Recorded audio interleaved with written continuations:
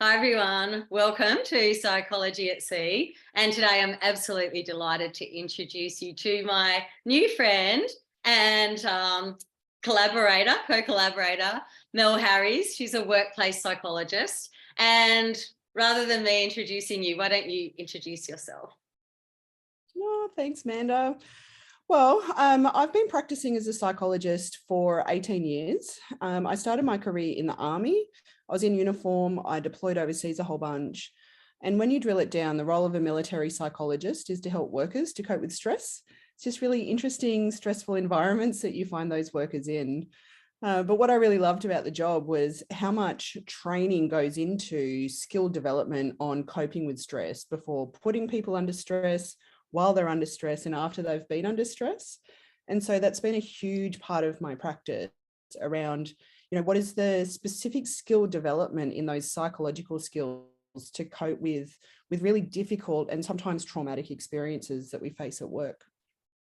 And this is so Um, important because what I really see is quite a strong parallel between yachting and professional, mariners and the military. I think that's where we get all our research for marine medicine. We're remote. We're often in harsh environments, even in the Caribbean.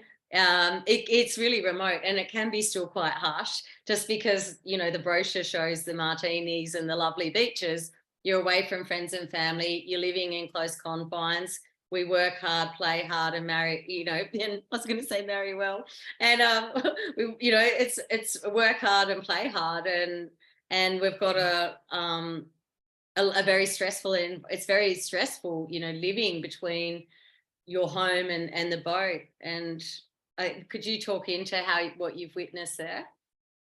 yeah, because I think there are a lot of similarities to the military environment, and the deployment cycle. And even my own experience, I was in for 6 years and deployed about 18 months of that time. And so it's this weird kind of thing where you go away and you have these really intense experiences and you form these really deep bonds with people. And then you go back to your home life. And I remember RSVPing for a wedding 10 times because my deployment dates kept switching, and just very isolating. And I ended up getting a dog just so that someone missed me when I was gone and they were happy when I came home. But I think it's really complex, like you're in these two different universes, and which one's the real reality? Sometimes it's hard to tell. Yeah, absolutely. And what I found when I was yachting is I'd come home, and after a few years, people don't want to pick you up from the airport anymore, and they definitely don't want to drop you off. And Yeah. if, especially from smaller towns and rather than big cities, people stop trusting you that that you can be relied on to stay, and that they've got this, well, you'll always leave, you'll always go again, and you never feel like you can get right into that community. Hmm. Yeah. Which it's so intense in the alternate universe, when you're away working and doing this cool stuff with cool people. But I think it does create a vulnerability Hmm. because, at least in the military world, there's a time frame on how long, people are in that role for. And I think part of really good mental health is actually making sure that people have those connections in home reality that are still strong and they're meaningful, because they're the connections that are going to pick you up once you transition out of that space. So it's what I've noticed is that the people who are healthy within the military environment and healthy when they get out of it are those who are really good at having connections in both of those areas and maintaining those connections, even if it's not, I'm consistently available and home, but it's still meaningful connection that they draw on once they get out.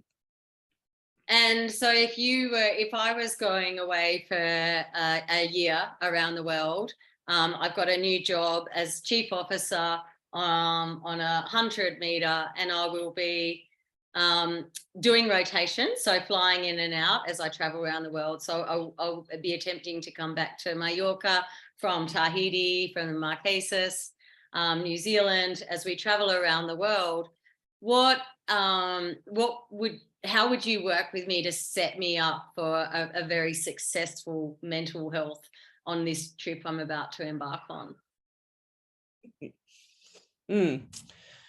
So hopefully you've got realistic expectations of what you're getting yourself in for. I think that that's a huge part of how we cope with challenges. If we expect things to be shit and they're shit, we cope pretty well. But if we expect them to be amazing and they're shit, we have a lot of trouble with that. So part of it is, really asking good questions around what are the less desirable aspects of the role. You'd Yep. hope that senior stew's already across all of that, they've lived it. But sometimes we can be too optimistic and just assume that everything's going to be okay, because what do we talk about with each other? Like often we talk about how amazing different aspects are, but we don't talk about, well, actually, I was so exhausted that I was crying in the pantry, for half an hour before I went back out. I think being comfortable with the mediums of communication that are available, and that there are options for connection when you can't communicate. And so one of the things that I saw done really well in the military was when guys are overseas, before they left, they'd like record themselves reading a bedtime story to the kids, so the kids could play that at night, while dad's away. Being comfortable with video calling where you can, and just taking those opportunities, even though someone might be asleep. One of the challenges is that people go, oh, I'm just going to wait until they're awake, and then time gets away, and then it becomes this really formal thing. You're like, oh, like you have an agenda for what you're going to talk about. I think the more casual that communication can be, the better it tends to be. And that when it's in multiple mediums, like I think we've lost the art of writing letters to people, but how good is it getting something like that in the mail, and it's one of those lovely things to do when you do have a bit of downtime and you don't have a lot of space, something that you really can invest effort in. That's such. I really noticed when I looked at the state of my handwriting recently that I need to write more because it was very messy, but it's so therapeutic, and it's something, when, especially for kids too, to be able to. I think one of the reasons I got into yachting was I'm from an adventurous family, and my aunt was a captain, and she'd send home all these exotic, like little toy whistles and dolls, or just postcards from around the world, and it was one of my most treasured things. It was so exciting, and gosh, I wouldn't even know where the local post office is these days. Yeah, it's harder, but I think it's just as meaningful. It gives you something tangible that says people are thinking about you. Yeah, and something that you can really keep as well and hold on to. What do you think the people that don't go into these environments when they're deployed or go away on super yachts or ships, etc., what would be the mental health issues that people are facing and the biggest challenges when they're not set up well for that tour? Disruptions to their family is a big one. That when we look at how well we cope with anything, it's our support network that's a huge factor. And so if there are kind of big upheavals in the family environment, that tends to have a huge impact on people's mental health. The experience of trauma is a big one as well, that you see something very gruesome, very dangerous, someone's been injured, someone's been killed, and not having a process of being able to download that, being able to talk about it with people who you trust, being able to kind of be okay with the emotions that come up from it. So one of the things I notice with workers who are in those really high stress environments is they're really good at coping with high stress, but the primary coping strategy tends to be avoidance. Like, I'm just not going to think about it, I'm just going to get on with it. And that's really great when there's a crisis at hand, and it helps you to just do what you need to do when something catastrophic has happened. But when we avoid how we feel, it doesn't go away, it's just delayed. And so, that stuff stacks up pretty quickly. And so having processes where you're able to kind of have a look at that experience and kind of go, yeah, that was fucked. And I felt this and I did that. And, I was scared and worried and now I'm okay. Like being able to identify how you feel and be okay with the vulnerability that comes from that. It kind of helps us to like empty out the cup a bit so we can put more stress back in it. And so I think when I think about kind of mental health issues, an extreme version of avoidance is suicide, that you feel so bad for so long that seems like your best option at the time. And so when I think about kind of mental health issues that people face in those really high stress environments, I think a root cause of it is like, I just get on with it, that I put it aside, I suppress it, I ignore it. And at a certain point that stops working, and that's when people fall over. Yeah. So in terms of, that an example of that style of person, I believe that in some ways our industry, that I'm involved in with yachting and professional sailing is extremely progressive. We've got the latest technology, the best of everything. However, in some ways, like when I compare it to nursing and working in corporate, that we can be quite backwards. And one of the things I've noticed, like when I'm, doing my courses in marine medicine, there was a situation a few years ago when someone said that we were talking about these topics and someone said they had a coach, and the rest of the team were like, what's a coach? And they'd never heard of it. And they're like, that's a bit weird, isn't it? Like, what's wrong with you? And he's like, nothing. That's why I go there, so I don't end up with problems. So the thought of, the World Health Organization always say prevention's easier than cure. And the thought of, embarking on some psychology, so with a qualified person that is industry specific and actually gets what it's like to go away and be away from your friends and family and in remote, harsh environments, albeit a super yacht still with all the most beautiful furnishings, it's still remote and harsh. What would you say to that, in terms of being able to get support when you maybe just pushing that accident down that you saw, and then you were traveling in Mexico on the boat and you saw a massive, bus accident and 6 people killed that you didn't know, but you still saw it. Then someone broke their arm on the boat that, normally wouldn't be that stressful, but actually when you're at sea, in my experience, compared to on a trauma ward where it's nothing, it is quite stressful. And it's just little stress. And they may feel like, don't fix it unless it's broke. I'm not broken. I don't need psychology. How would you speak to me about that? I guess it's in a similar vein to seeing a personal trainer. Like everyone knows how to work out. But if you want to achieve good results that match the environment that you want to operate in, then we see someone who's got the expertise. Like you see a personal trainer, you see an exercise physiologist. And I like how you use the word coach, because that's much more what we're doing as a preventative action. Because where do you learn how to cope with feeling bad? Like some people learn it from their parents. I don't meet those people in counselling. But we don't have many systems in life where we can learn new skills on how to cope with feeling bad. And so coaching is a great way to put it, because that's exactly what's happening. It's around, I see your strengths and I see your capabilities, but also how can we elevate that so that you're more robust, given the accumulation of stresses that people experience.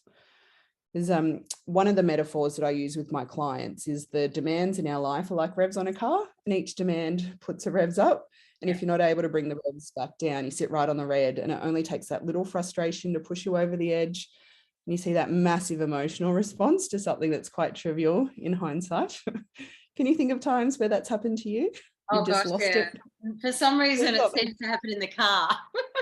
But it's everyone else's fault, never mine. Yeah. I started crying once because there was no banana bread at a Gloria Jeans. Like I Oh, can't without the pear and raspberry bread.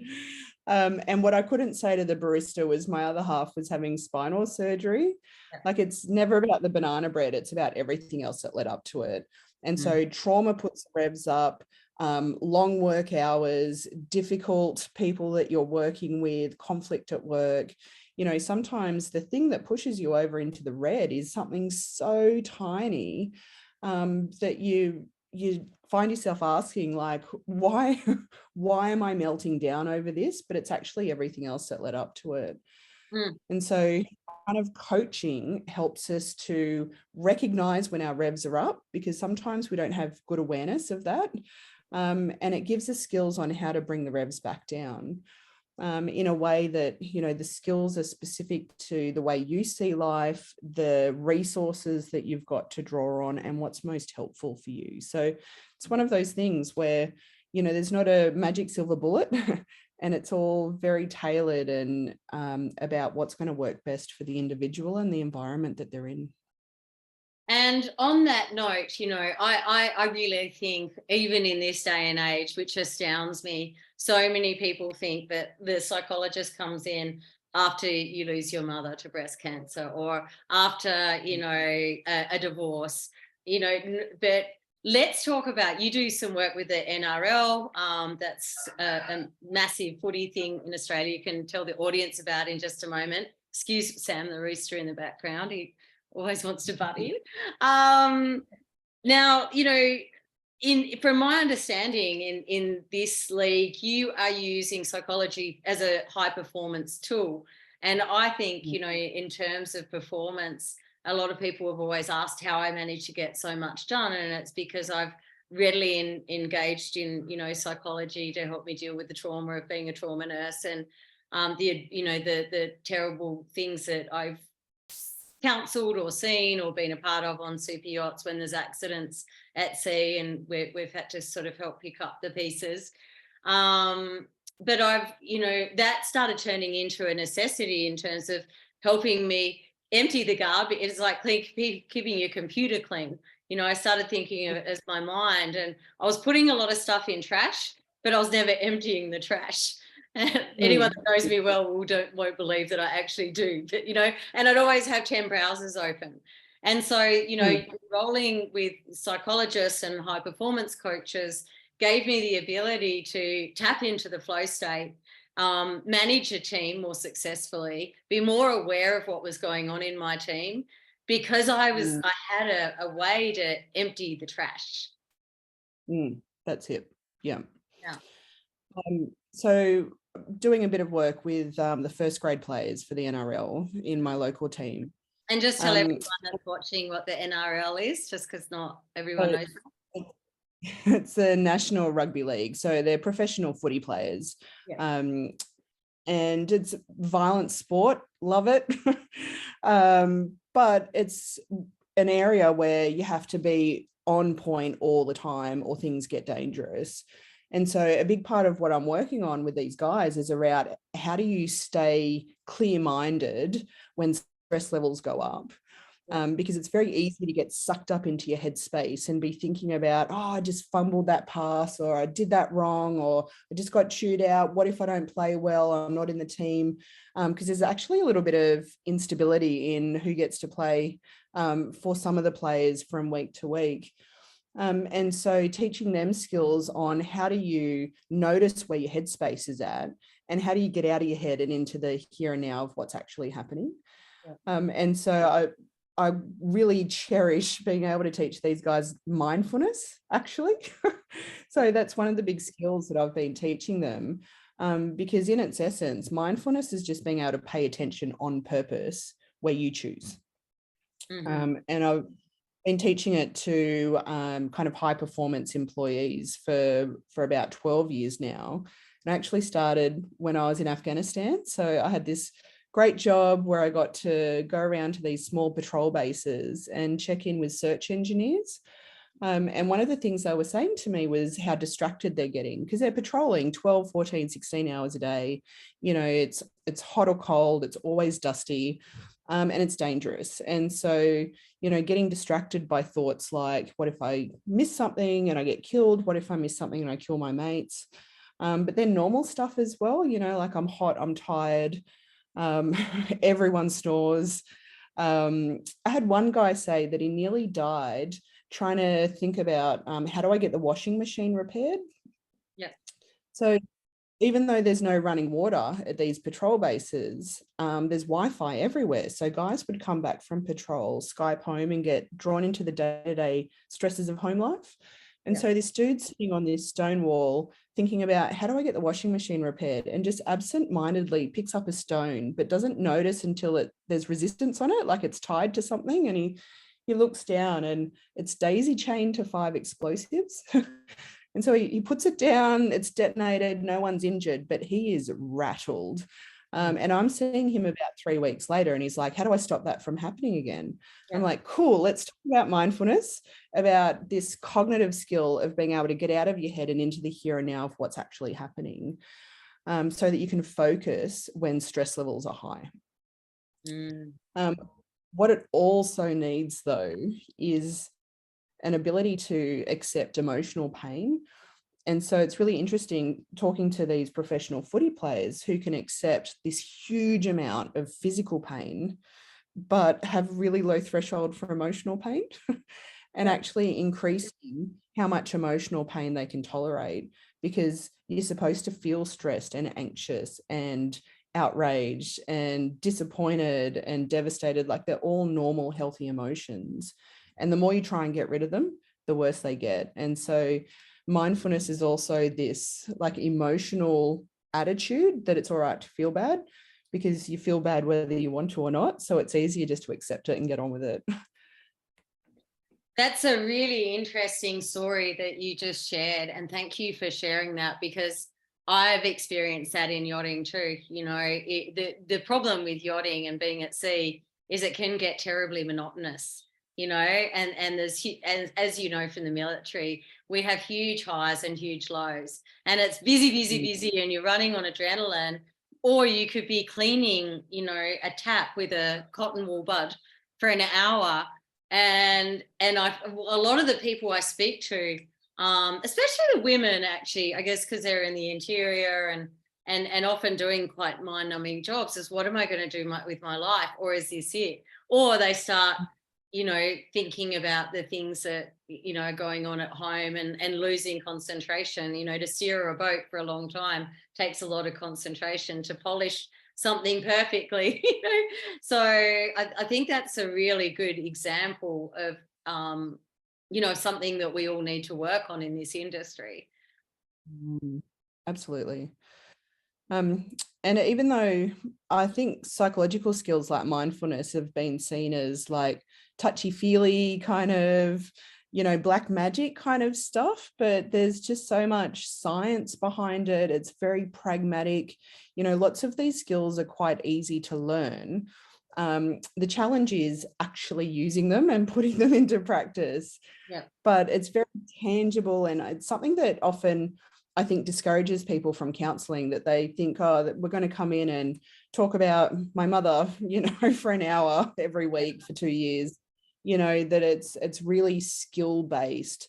It's about learning practical, tangible skills that help you to both perform better under stress, but also to manage feeling bad, which is, the big part of poor mental health. Yeah, absolutely. And I think you just really nailed it. A lot of people think that they're going to lie on the couch or even, get hit, with the clock. Remember when you were a kid and the psychologist always had the clock, hypnotizing the Roadrunner or Bugs Bunny or something. So, it's obviously come a long way. And on that note, like, I really want to express too, like, the reason I've called you in, and I'm so happy to have created this incredible team of really qualified psychologists that get our industry, they get where we go and how it works, is that unfortunately I've seen one too many people suicide after going to see non-qualified professionals. And I actually learnt this firsthand. There'd been a pretty bad accident in yachting, and there wasn't a lot of mental health services available at the time. And I thought I need to do something about this. So I enrolled in psychology, but then I also enrolled in a trauma informed course. And that was based around, neuroplasticity and neuroscience. And I was nursing a lady that was a psychologist and sociologist and done a lot of work in Nauru. She specialized in refugees. And I told her about my course, and she said, so you think in like 6 months you're going to become qualified to deal with trauma? And I was like, yeah, and I'm really going to help so many people. And she was like, but it's people like you that are dangerous, because what happens, the reason we spend so much time, at university and then in clinical practice that's supervised is we're being taught how to carefully open a can of worms. And the difference between a qualified person and a non-qualified person is that they may start digging and probing and asking questions from, no offense, anyone that is. I'm also a life coach. I've done that. But these days I cringe when I see them for $7 and you can become a life coach in 4 hours, on this course advertised on Instagram. And the issue there is if they might open a can of worms, they're not qualified, then they're like, right, session over, see you next week. This person's got to go home with all this baggage that they've really carefully kept shoved down for so many years. And then it bubbles up and they don't know what to do with it, and they don't have the resources, and their practitioner isn't trained in this and also can't help for them. Do you see this as being a problem? It's a huge problem, and something that I'm often on a soapbox about, because when you don't have qualifications, you can say anything. And so I'm often seeing people with lived experience of mental illness saying that they've got the cure. They can guarantee PTSD recovery. There's one guy that I've got an ongoing kind of social media battle with, who says he can guarantee that he can move you from PTSD distress to PTSD success. And I'm like, you can't say that. And my major concern is that when people don't have appropriate qualifications, they don't know what the risk is. And so just as you described, kind of opening Pandora's box, not being aware that they've opened it, and not having appropriate processes to close it back up.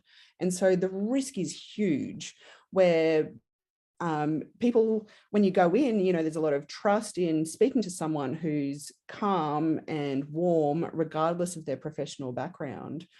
But like you say, often people have it all tamped down. And if you start to take away some of those coping strategies and you just let it run free, it can be so damaging to people.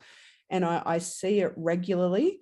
And it bothers me that people don't know where the risks are that they've got to manage. They don't know what they don't know, because they've done short courses and they see that they've got the magic silver bullet because something worked for them in their recovery. So it's important to do your background checks on the practitioners that you're seeing, and making sure that they've got appropriate mental health qualifications, that they're registered with a regulatory body, within their industry. And, that's why it's so good to be working with yourself and with Kate Diggle and Kate Bacher, just very, very qualified people who know where the risks are, and what needs to be done to manage them. Yeah, and I just want to say one more thing as we speak into that, is that when I did a business course years ago, and it was just looking at how to market my medical training business, and they said, what does everyone want? And I was like, everyone just wants a magic pill. And so, this is where the danger is that people can be like, oh, well, I could sit on the psychologist couch for 6 months and talk about my mother, or I could go to this quantum energy coach that makes everything just disappear like that in one session. And my whole life. And I remember doing one of those, and I was so gutted when I woke up pissed off the next day. I was like, I was supposed to wake up happy and hot and like young, and with no past traumas or any issues. But I feel completely the same as I did yesterday. What a waste of, $300.